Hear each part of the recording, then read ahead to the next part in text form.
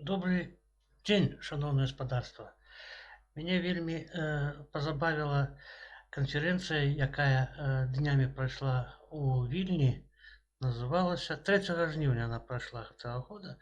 Яна называлася «Новая Беларусь 2024». І все там, вядома, было як і мінулыя разы, то бок імітавалася нейкая дзейнасць, але вось што цікава. На этой канферэнцыі абралі Святлану Ціханаўскую нейкай лідаркай, пажыццёвай прычым.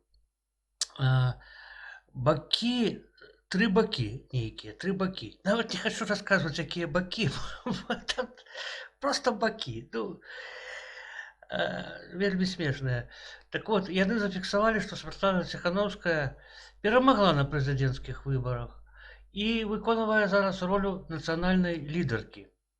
І выконваць яе яна будзе да правядзення сумленных і свабодных выбараў у Беларусі. Ось, то бок назаўжды. Бо я ўжо не веру ў свабодныя сумленныя выбары, которые могуць адбыцца ў Беларусі. Паколькі ўжо это самае сама апозіцыя стала на шлях фальсіфікацыі яшчэ ў тым далёкім 20-м годзе. Але вось што яны пішуць. Выконвае, значыць, ролю лідаркі да выбараў свабодных альбо да ўласнага рашэння спыніць сваю дзейнасць у якасці нацыянальнай лідаркі.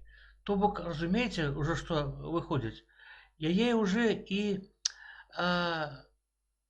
замяніць нельга, бо яна павінна сама выказаць жаданне, каб яе замянілі.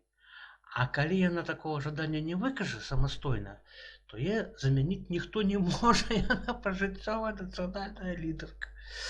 От як хітра. Я згадваю, як у 94-м годзе Лукашенко перамог. Так яго хоць выбіралі, і то ён пасля 2 гадоў узяў, змяніў канстытуцыю і сам сабе прыпісаў яшчэ 2 гады, а потым праз 2 тэрміна яшчэ памяняў канстытуцыю, і ўжо яго можна было выбіраць пажыццёва.